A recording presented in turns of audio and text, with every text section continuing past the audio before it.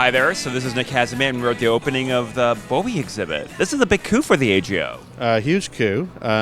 We're the only Canadian venue for the exhibition, and it's something that's really opens up a lot of new territory for us. One of the things that Bowie is, of course, infamous for is this pansexual, androgynous, boundary-pushing limits, which still today is radical. Mm-hmm.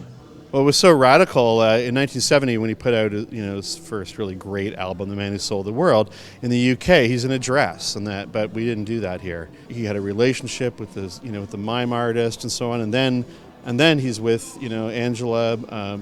Eventually Angela Bowie. Is he do you call that bisexual? What do you call it? You don't call it anything. He's just David Bowie, and he's free, and he was free about his creativity, and he was free about his sexuality. And I think that was hugely important for so many people. There's nowhere to be seen.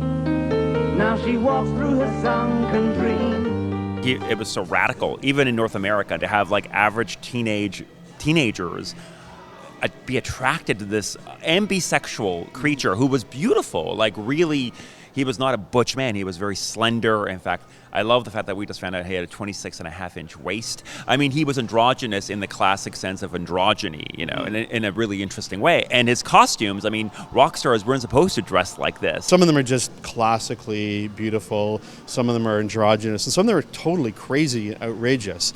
He is, of course, first and foremost a musical artist, musical genius, really. But throughout his career, he was always working with fashion designers, set designers, people in theater, actors, photographers, whatever. He once said he wanted his music to look the way it sounded. So he engaged visual culture in order to do that. Ground control to Major Tom. What do you think is David Bowie's legacy? Wow, there's so much there, but I think the biggest thing is the kind of creative freedom. Like, basically, what I would say is he's a chameleon. His whole career is kind of one reinvention after another. But when you see it in this exhibition, it all seems really deliberate. The intelligence that he brought to it and the kind of fearlessness, okay, now we're going to do this, now we're going to do this. Oh, that's really big, now we're going to move on to something else. I think he's a queer icon because he's an obvious symbol of freedom. He seems to not have any hang-ups about his sexuality, his partners, how that expressed creatively. He's not, he's just free.